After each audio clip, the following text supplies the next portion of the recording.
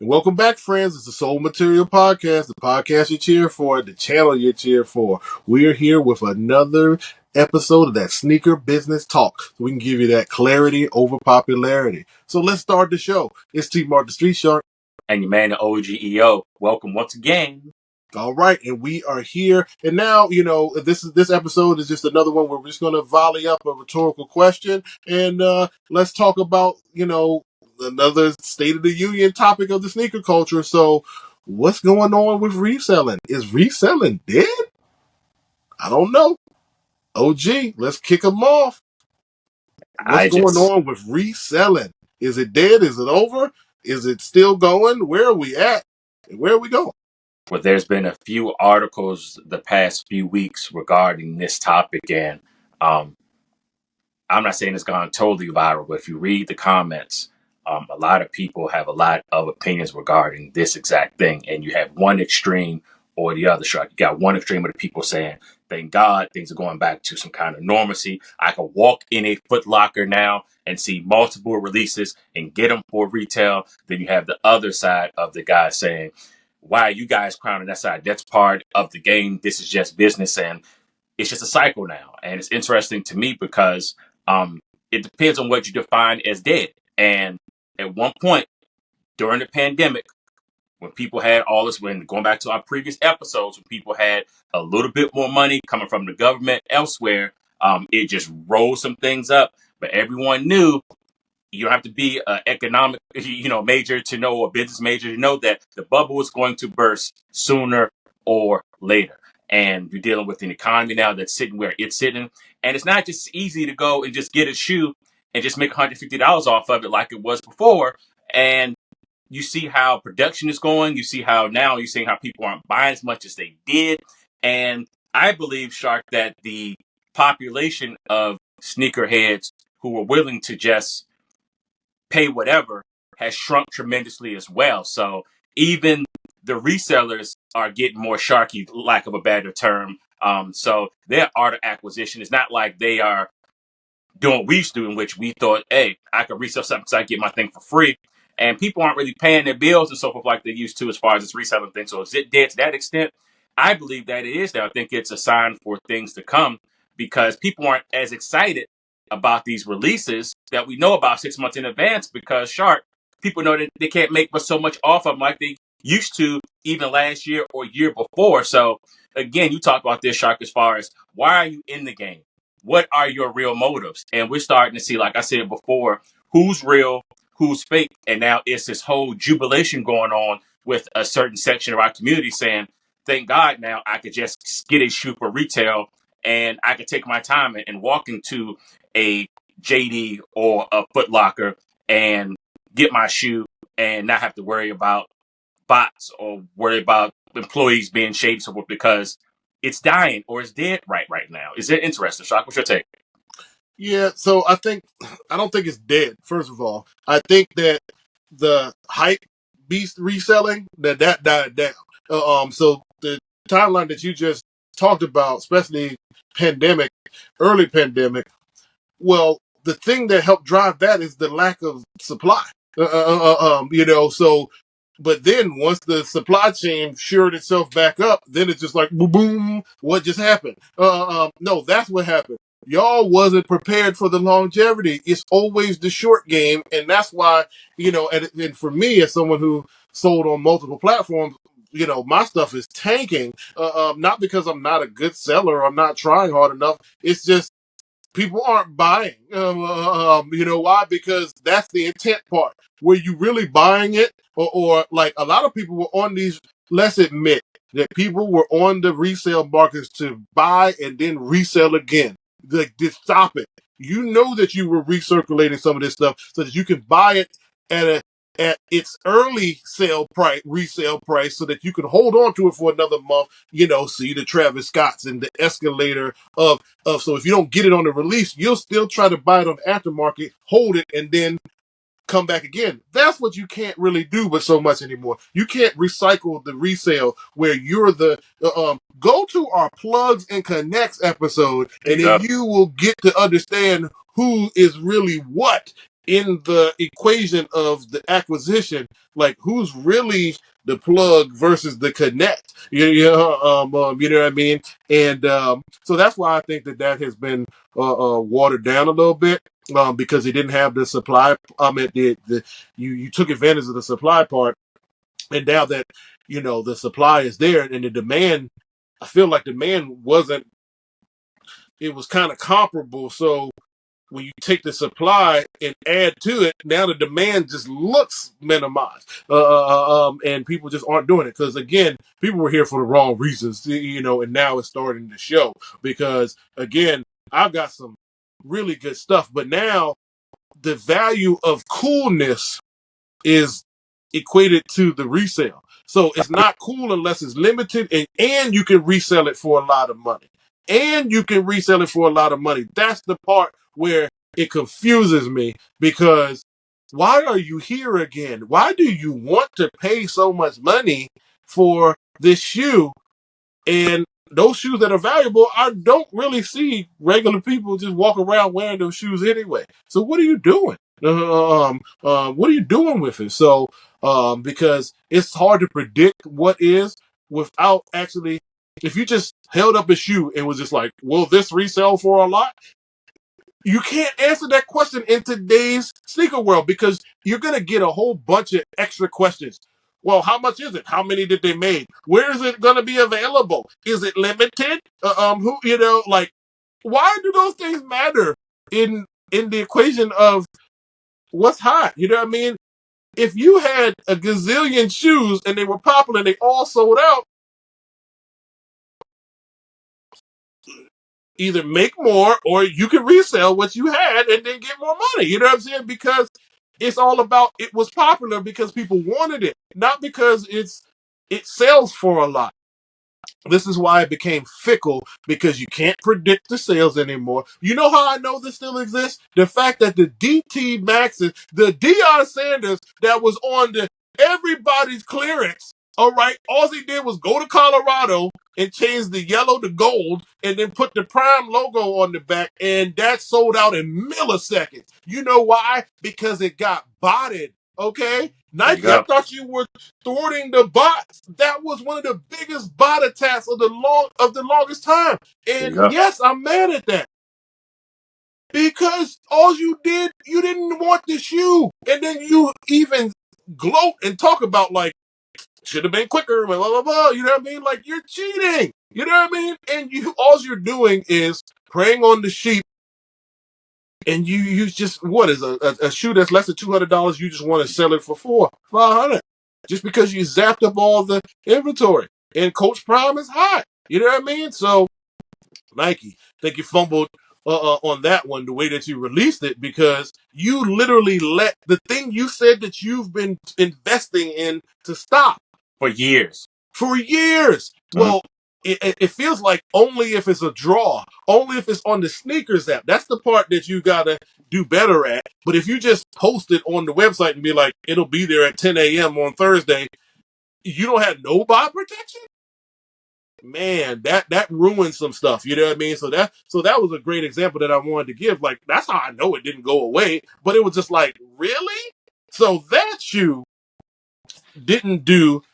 I mean, that shoe sold, but so much. It sold a lot. The Deion Sanders, and then, but like I got the reimagined Jordan 4s right here. Reimagined Jordan 4s. Boom. Okay, Nike sign on the back. Why isn't this reselling for crazy? It's a 4 with the Nike on the back. Now Original I know it colorway. just came out, with the new buck, not the full leather and everything like that. What was it, 2019? Like I get it, but we still don't have but so many of these that got retro. So why is this not even reselling for more than $20 or whatever at this point? You know what I mean? We just had the release because you had the pre-release and all the other stuff that came out on the site. That's why I got them before the reason. But I'm just sitting here like, now why can't I get an extra $100 for this? That's crazy you say that, Shark, because it was like clockwork with every Jordan retro. You hold Everyone. for 4 weeks and you always got at least double. Outside of fees, you always got double of what the retail was before retail really got crazy. So it's interesting At that you one point that point out. in time, it was like everyone just bought the shoes, sold out, resold it just to make the money back or whatever, make the 100, or whatever, or if you bought the two, because we're not in the double culture anymore. One to rock, one to stock, and then you wore it, and then you sold the worn shoe, and then you wear the new one again. Like no one buys doubles anymore. That's not it. That's not a part of the culture whatsoever, which is a shame. And here's another one. This is a Nike shoe that came out a little while ago. You'll see the details on our page on Instagram and on YouTube. But here's some Air Bacons, all right? But Supreme, Supreme. I thought anything Supreme is just supposed to fly off the shelf. I was surprised that I was able to get these, and I know that they're not selling for resale for crazy prices. You know what I mean? Again, back in the day, anything with that Supreme anything, I don't care what it was, buku bucks. And Supreme does a great job of the lifestyle stuff, you know what I mean? So I get it. If you had a freaking lighter that was Supreme, it would be like $150. You know what I'm saying? That's what half of y'all buy sell boutiques got all that. I don't need a Supreme toothpick, but okay. You know what I'm saying? Like, you got it, and you're charging for it. So I can have a straw or a cup that just said Supreme on it, and then it would resell for crazy. But this shoe didn't, and I don't understand because it's excellent material and this was well executed. But I'm sitting here like, why doesn't Supreme? Because Supreme has some Nike Air Maxes that are getting ready to come out, and I'm sitting there like, I don't see nobody saying how hype these are and why these are so cool and everything. I don't get it. The fact that you had Supreme Air Forces that stayed on their site for a very long time. I'm like, man, back in the day, anything that was a Air Force that had an alternate logo was like, "Ugh, I'm drooling." You know what I'm saying? Like anything that's just different. You know what I mean? So I just feel like, even got the Supreme on the back tab over here, So I just don't understand the recipe for hypeness, because even the brands now, Supreme, I know you sold your company to a bigger conglomerate and everything like that, but your products have stayed true to the essence of who you are. Mm-hmm. So you haven't watered down any of your equity, in my opinion, in your brand and the products that you're releasing. But the question is, did the equity get impacted from the value of the customer? Because I know a lot of younger kids was really into Supreme stuff, but then they have grown up again. So did the newer young people get on to this? I don't. It looks like no is the answer. But it's just like a Ronnie Fag with Kith. What happened to them? What happened to the Kith collab? Any A6 Kith or Ronnie was like, whoop, triple the price every time. We're in a climate that it's getting sketchy because we don't have the data to back up. And it's funny because it's a bunch of confusion is what I think it is, Shark. But that is the generation that we're dealing with right now, to where can't get a grasp on too much of anything. So the Dion example, man, was, for lack of a better term, prime time. Because you and I both know that last retro, you're talking about sitting. I think I got mine for like $39.99. Not even on a hash wall, full box, tissue paper, everything at an outlet. So it shows. Mine was the Ross Burlington special, yo. Mhm. Especially them red ones. The red and white ones was really the 49ers. That was everywhere. Now the black ones, and you just had to get a clean pair because of the way that the white sold and everything just didn't work out. Look, Mhm. I love the LeBron. Shout out to Dion. You know what I'm saying? I love the LeBron Dions that he rocked at the All-Star game. So shout out Definitely. to Xavier. Woo, boy. Hey, Definitely. you did your thing with that one, man. Yep. You know what I'm saying? So, but it's just like, can we get a LeBron watch? Can we get that? Can we release that, please? You know what I mean? Oh yeah, it'll just resell for a lot of money, and then we won't ever get to touch it. You know what I'm saying? But it's just like, man, what if these markets didn't exist? Let's just Mm. pretend, really quick. You know, we still got some time in this episode. Let's pretend that eBay and StockX don't exist. Are sneakers cool? Woo! Man, that's like saying if We it, just messed up like 2 generations of sneakerheads because the reason why they're here won't exist. So you actually have to like this in order to exist over here. that goes back to the essence of our foundation, Shark, in which you had to have a story behind it. And Yeah. unfortunately, you have to blame the brands too because of the cutting of cost. Of course, changing the philosophies, changing the bosses, and everything. There is a lack of marketing and advertising to kind of Wait. Did you just said you blamed the brand? a little bit because what you just said is regarding talk about our foundation, and a part of our foundation is having the story. But a lot of our stories did not come from we went to the store, tried on, it was great.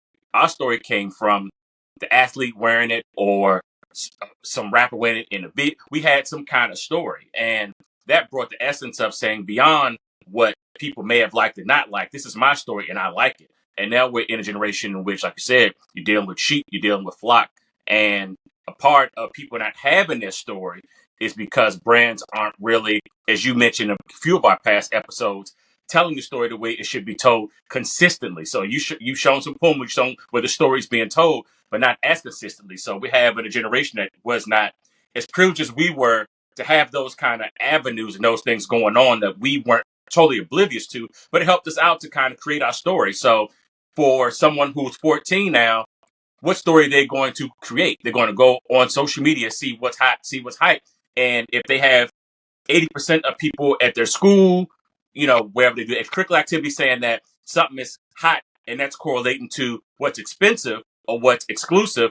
We weren't like that because, like I said in our previous episodes, we came from a hometown where multiple brands, no matter if you wore Etonics, you wore K Swiss, you wore New Balances, and that was just as equal as wearing a Jordan or a Nike or Adidas. As long as it was clean, it was fly in the DC area. That's where we're from. Same thing with New York a lot of times. And I don't think that the generation now gets that. So for them to get the clout, if you're chasing clout, what's the thing?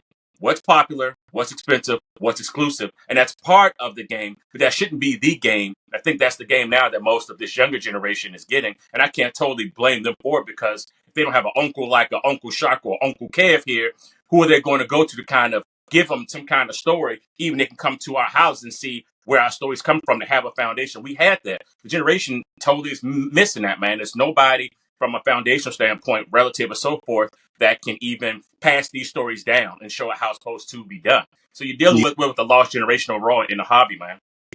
it's a I feel like it's a big cause and effect that's mutual. And this is a trickle down. This is what happens when you react to the reaction and then you keep that cycle going and snowballing, right? So here's kind of the timeline, right? Mm-hmm. Okay, sneakers, underground culture. Okay, sneakers, oh, this coming a thing. Okay, thinkers are a thing. Okay. Now we say let's open the doors because now it's a thing, and then businesses discover, oh, it's a thing. Let's start sponsoring stuff, and now the different level of gatekeeping comes into play. And then what's going to happen is you lose the storytelling because the companies are now reacting like, that's what y'all are doing. Oh, wait. So if we sell it at this price and then you go sell it at that price, why are we even doing this? You know what I'm saying? No, we want some of that. So we're going to go start buying up some of these other assets and we're going to keep increasing the pricing and then see how far you go. Oh, oops, went too far. That remastered thing didn't work. We didn't really give you better materials. We just told you that. And then now you got us. Let's come back. Reimagined. Okay, we're back again.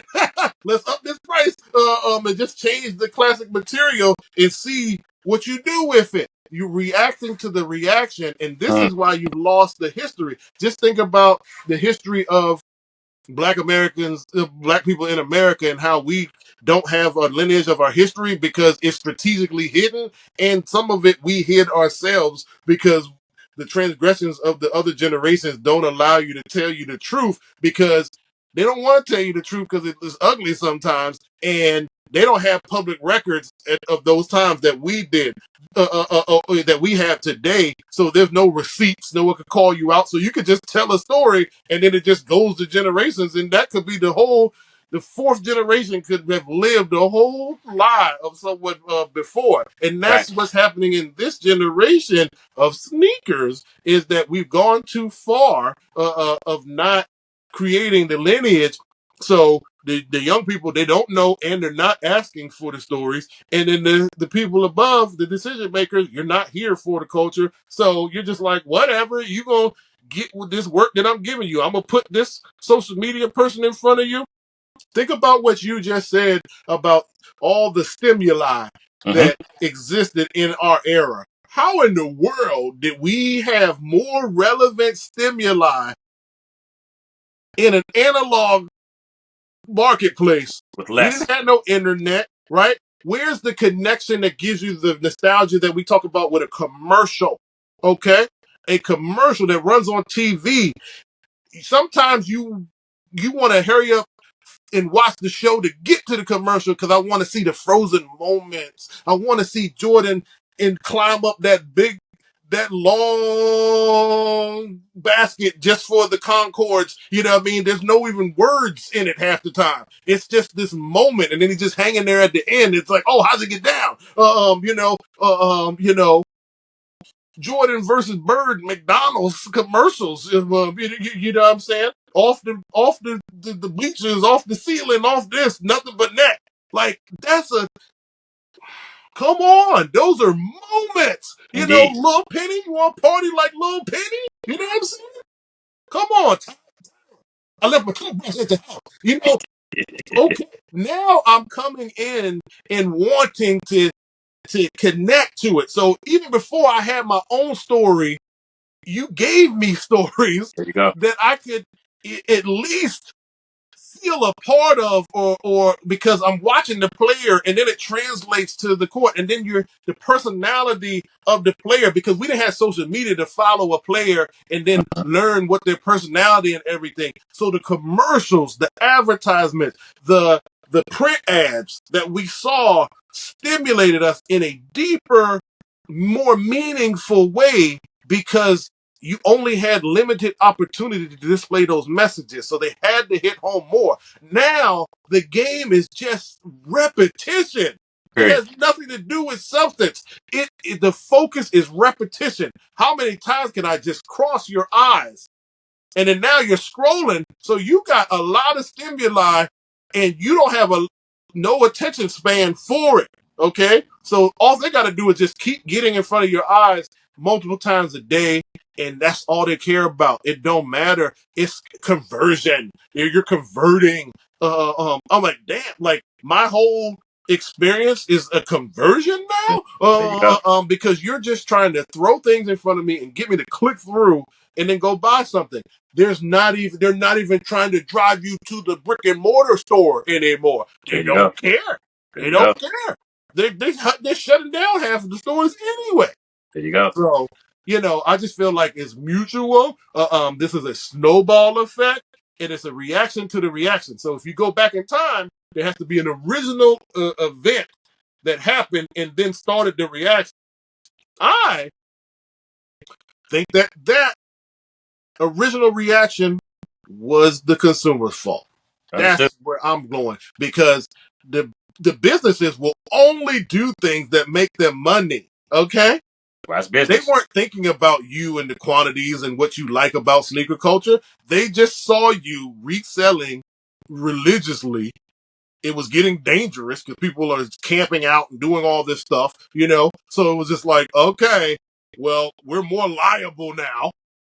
So let's make it worth our time if we're more liable now. Okay? Let's actually just increase the price and just see how far we can go with these people. And We're they going keep to give going. you a countdown pack in one of the shoes we know you don't want, but we're Hmm. going to force you to do it, and then make you split it and resell it or do whatever the heck you want to do. But let's just see how many different ways people find. And then you're like, people are still doing it. People are still, oh, wow. We need to invest in these aftermarket sites. StockX. StockX was not a sell market to begin with. There you go. StockX was literally a guy from Pennsylvania, if I'm not mistaken, who based his statistics off of eBay sales There you go. and then made a site that talked about the market based on eBay sales of sneakers. And then all of a sudden it's like, if people keep wanting to know the prices, I'll come up with a platform. And you come up with a platform, you get investors, you got investors that got a lot of money into these aftermarkets. So man, that's the full story from my opinion. I still think that if we went back to, if we were finding our roots, going tracing the ancestry, your fourth great grandfather messed up. Okay, that's what happened. He didn't keep the culture going. Gotcha. He was there to resell and get whatever he could, and he didn't care about his kids and his kids and all this other stuff. He left Because nothing now for you. look what happened where we're at, and it's just like, well, thanks. But you know what I'm saying? Because now I ain't got nothing. You got to resell for whatever, and then now I just like it when I have the gems of stuff that's on sale. I love, and I especially love the non-Nike and Jordan stuff where I find the Reebok that nobody wants and I buy it for $40, and then a year or 2 years later it's $300, $350, all because something happened, you want it, and you totally just overlooked it. And then now here I am. You know what I mean? So I got a couple of those in the mix right now. So I love those because I was killing on those in the pandemic, especially in the beginning. Because I was Yep. just like, I paid $35 for these Iversons, and you want $375. You can have them. So I think that it's not dead, but the strategy behind it is outdated already. Hmm. And I don't think that you're going to get, I don't think we're going to get to the point where people make the consistent weekly money that they think that they used to. You know what I'm saying? And what happened was those people made money, limited amount of people, but the way that you flossed it and talked about it, it made it look like everybody's making money. There you go. And it was the same thing as the Black Friday lined up for the TV just so that you could buy it and flip it. All Uh-huh. right, or the electronics or the PlayStation or whatever. Uh-huh. But I just didn't understand how that in electronics always stayed in Black Friday mode and just never made it to regular sale mode. But then sneakers became the thing that you could do all year long. And I was There just you like, go. I thought this was the same type of hustle, There but you go. it got commercialized, Uh-huh. right? And then all these outlets want to, again, when you have people not a part of the culture, well, let's have a news article about the sneakers. People are buying and selling sneakers.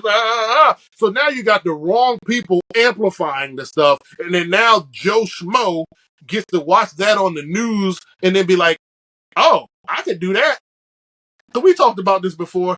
Yep. Go get a job, people. There you All go. right. You're going to sit in camp for a week just Yep. to buy a shoe and flip it and make $150. The There you go. amount of time you spent There you go. is not equal to what you would have made if you were actually working.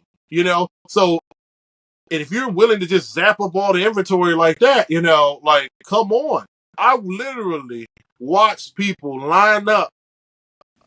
This is no joke. I was doing Yeezy releases. I watched, I'm not making fun of anybody, so don't laugh when I say this. All right. The second person in line bought my size 12.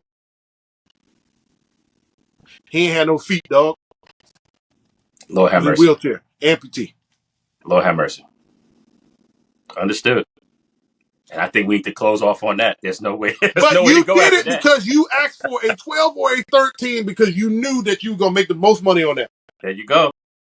You in a wheelchair with no feet sat in line for a week and bought my shoe, my size, because you know that my size 12 and 13 is going to sell more than the 9s and everything else.